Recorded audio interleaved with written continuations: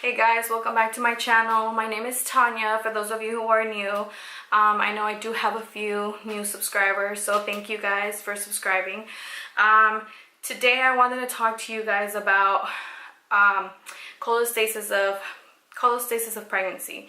And the reason why I wanted to come on here and make this video is pretty much for awareness.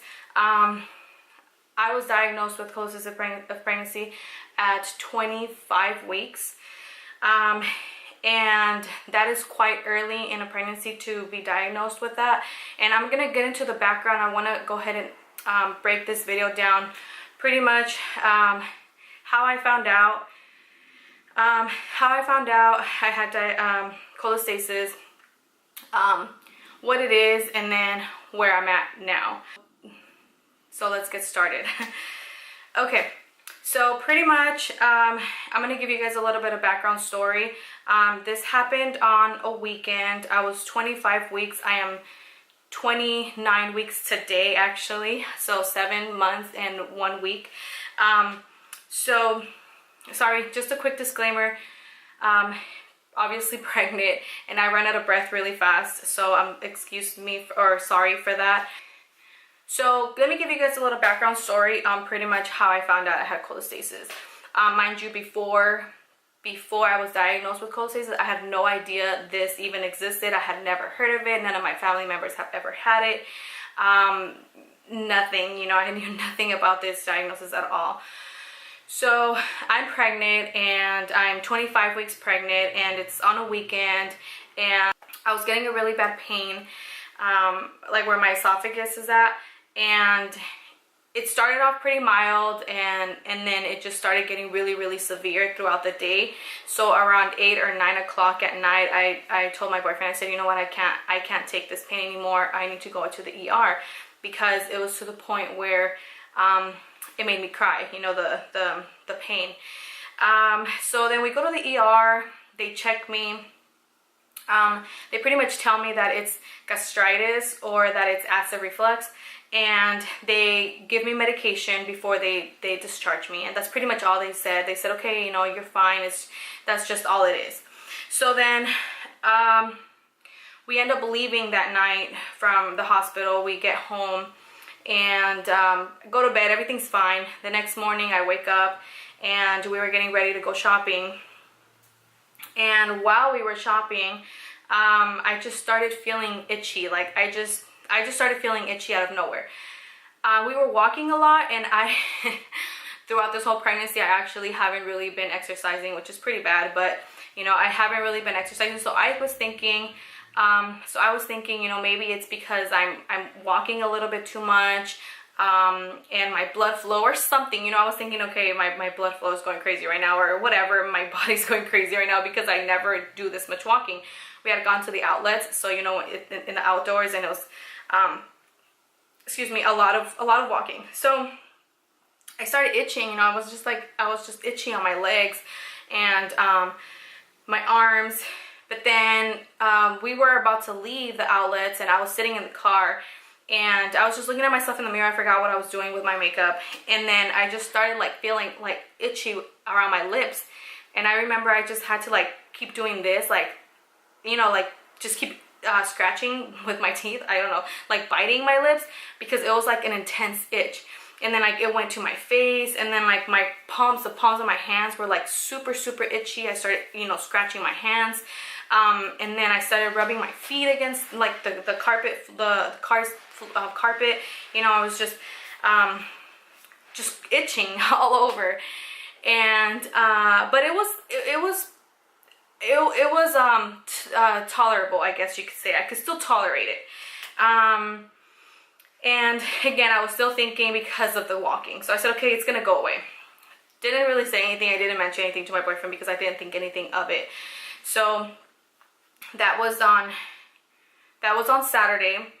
Then that night, it continued, the itching continued, and then that night I remember I had to go sleep in another room because I just kept itching so bad, and I felt like I couldn't I wasn't letting my boyfriend sleep. So I just went to the other room, and it was so severe. That night was the most severe, that it had been since it started that morning. And I was itchy everywhere. I could not sleep. I didn't sleep at all actually that night. I didn't sleep at all because I was just uncontrollably like just itching. I was scratching myself with a brush, and I couldn't control it. So because the night before I was in the ER, I began to think, oh, maybe I was allergic to the medication that they gave me for acid reflux. I said maybe I'm just allergic, and it's an allergic reaction. So I called before they discharged me. They gave me a paper with all of their information, and they said, if anything happens or if you feel anything, just call us. So I did. I called. I think it was like midnight when I called, and I said, look, I'm feeling really itchy, and I don't know what to do. I don't know what it is. I don't know if maybe I'm allergic. And surprisingly, they didn't tell me anything. They asked me how many weeks along I was, and I told them I was 25 weeks. And they didn't say anything. They just said, okay, well, you should be fine. Just take some Tylenol so you can sleep. So throughout this whole pregnancy, I have been trying to do everything the most natural possible. I didn't want to take, in the beginning I had headaches and stuff, but that's another story. I had headaches, and what I would do is I would take Tylenol. What I would do is I would just rub, like vapor rub,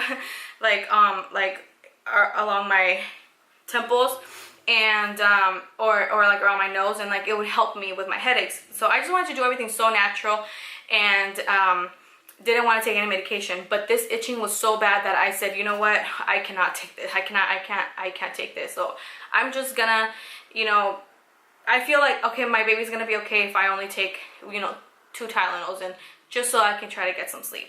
So I did that, and it actually did help with the itching. I was able to sleep after that. At this point, I think I waited another 2 hours before I actually went and took the Tylenol. So I went to bed finally. I fell asleep. The next day I was still itchy, but it wasn't as severe. So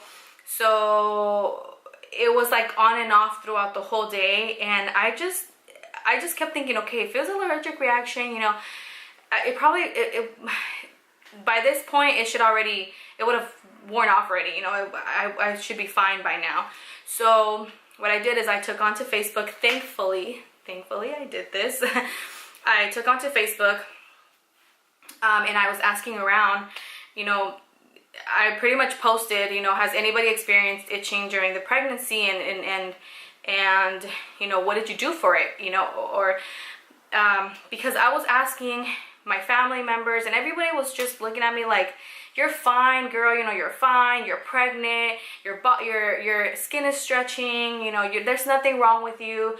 My grandma, I don't know, Hispanics, she was telling me, she's like, you probably just showered with really hot water, and you went out to the cold, and your skin is having a reaction, and this and that. Like, everybody was giving me all these scenarios or all these things that it could be, but I never ever heard, cholestasis ever, until I posted something on Facebook.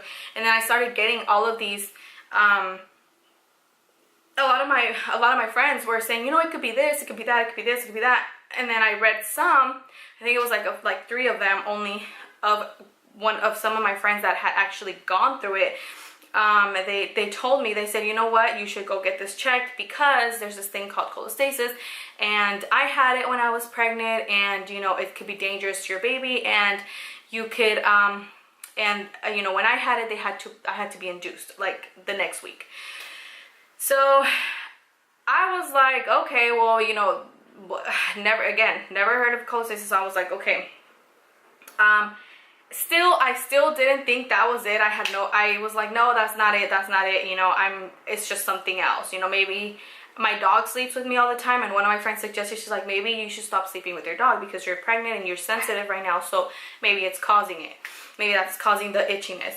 So I was thinking it was everything except that.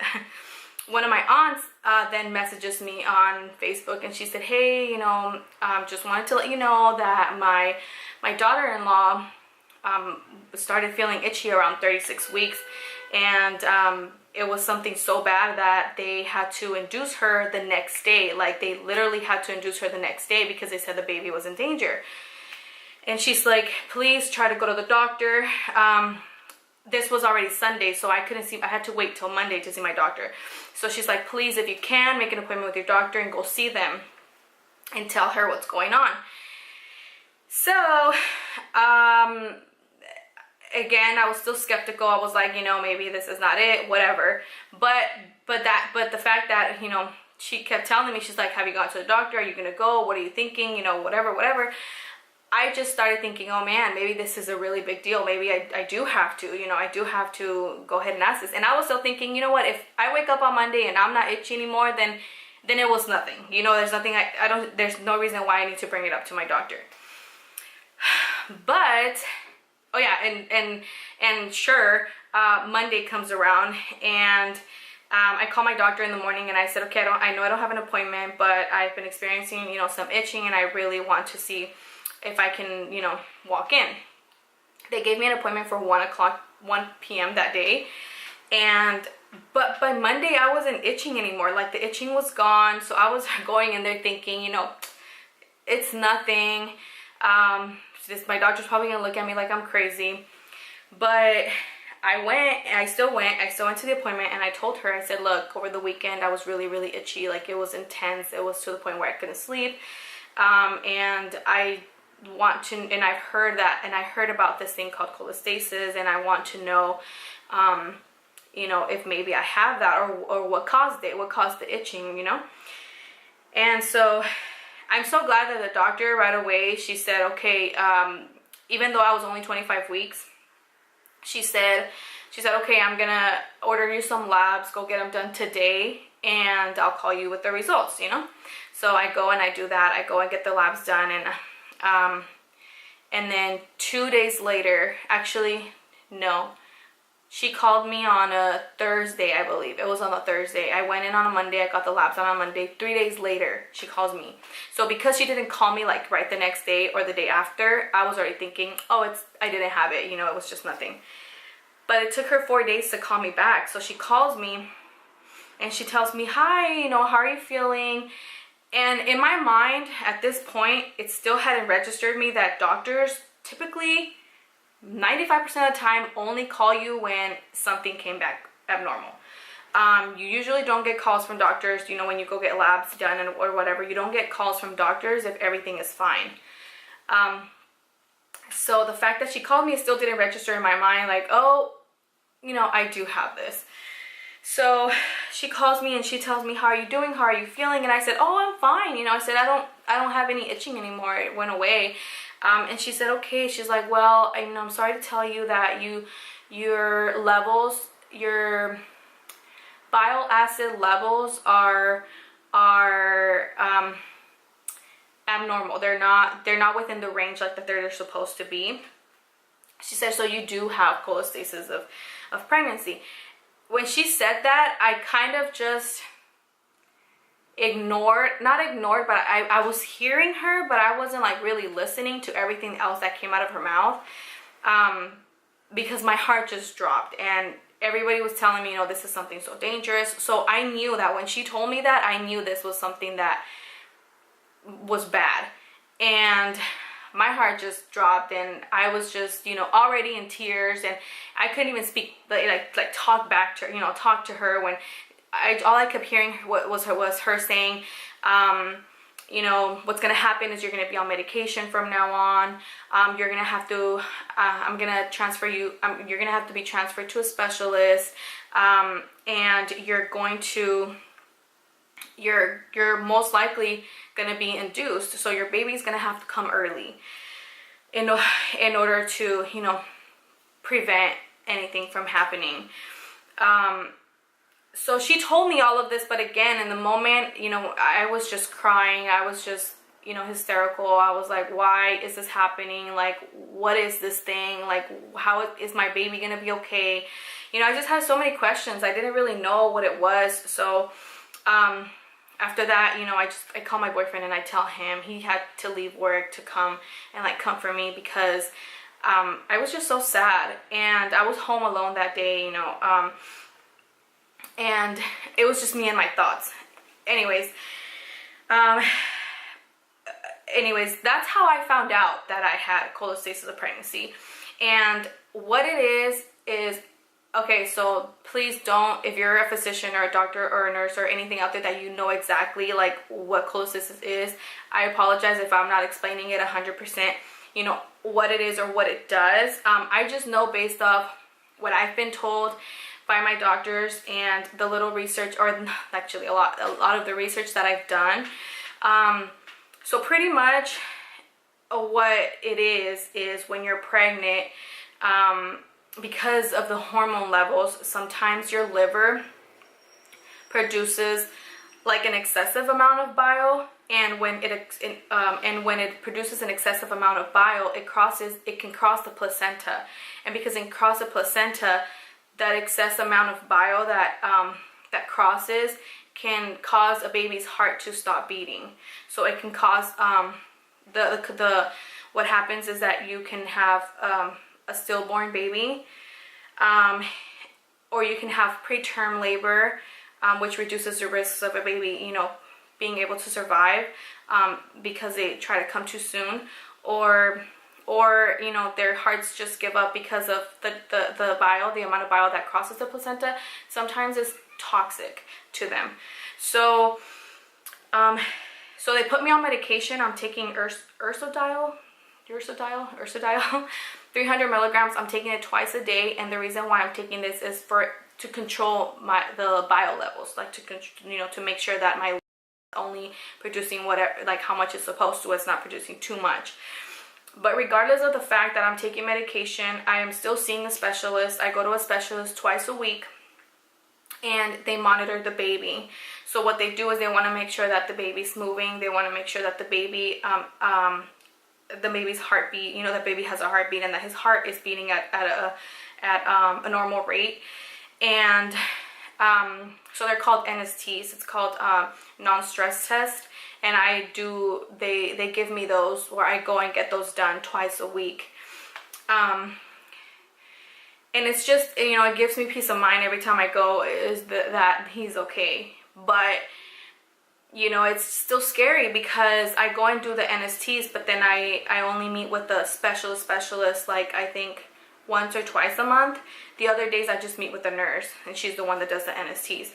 So a week ago, when I met with the actual specialist, she pretty much said, okay, let me explain to you, you know, why you're being transferred here and what cholestasis is. As a doctor, I know that she's not supposed to be, you know, beating around the bush. She's supposed to tell you what to expect. So she pretty much told me, I've seen a lot of cases, and she said, your baby looks perfect right now, you know, his NSTs look fine, he's doing great. She said, but I have seen cases where babies have they're you know, where everything's normal, everything's fine, and then, you know, from one day to the other something goes wrong. And I've also seen cases where, you know, everything's also fine, and then the mother goes on to deliver, and the baby's also fine. So the fact that it's like you're kind of in the unknown with cholestasis, it's so scary, and it's kind of like you have to be living a day by day. And now that I'm at 29 weeks, you know, I'm just counting his kicks, counting how many times he moves, you know, making sure that he's moving. And as a mom already, before I even found out I was pregnant, like, you already worry about so many things. And when you have cholestasis, it's, you know, it's kind of something else to worry about on top of, you know, your normal worries, because you don't know what's going to happen. You're only hoping for the best. You're praying for the best. And you know, it's scary. It's scary to think about, and this is why I wanted to make this video, because if I can save, you know, one baby's life or whatever, like, I will be happy. Oh, sorry, I apologize. I will be happy.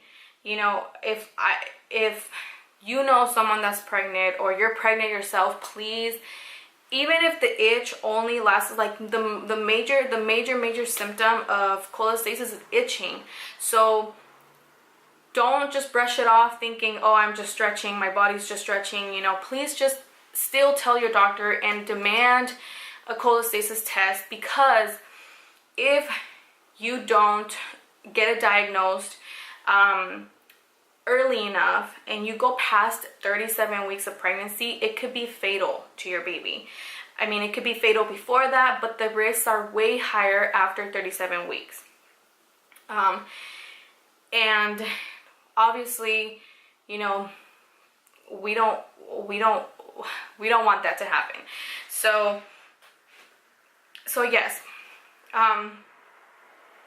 I think that's pretty much it. Again, it's just more of an awareness video, and I really want you to share this with anybody that you know, and make sure that they know to not take it lightly. Don't take the itchiness lightly, and in general, anything. I know so many moms, you know, that are, even myself, you know, you're afraid to speak out sometimes, or to say, hey, look, I'm feeling this or I'm feeling that. Why? Because you don't want to be that paranoid mom. You know, you don't want to be that, oh my God, it's your first pregnancy and, you know, everything scares you right now. Who cares? Like, who cares? If it's going to save your baby, if it's going to save your baby's life, and do it. Ask your doctor, ask around, ask people, even if they look at you with the side eye and like think you're crazy. Who cares? I hope you guys learned something from this video, and don't forget to like, comment if you know, if you know anybody or you yourself went through this. I'd like to know how you found out, and I'd like to know how your baby turned out. I'd like to know, you know, share with me what I always love to hear other people's stories regarding, you know, cholestasis. And obviously I love to hear the positive ones. I love to hear that that babies have made it, you know, and that they're fine and they're healthy. And so please, you know, comment down below and tell me your story if you have one. And yeah, that's pretty much it. Thank you guys so much for watching. I know this is probably a long video. I can't even tell how long it is right now, but I know it's gonna be a long video, but it's okay. All right, bye.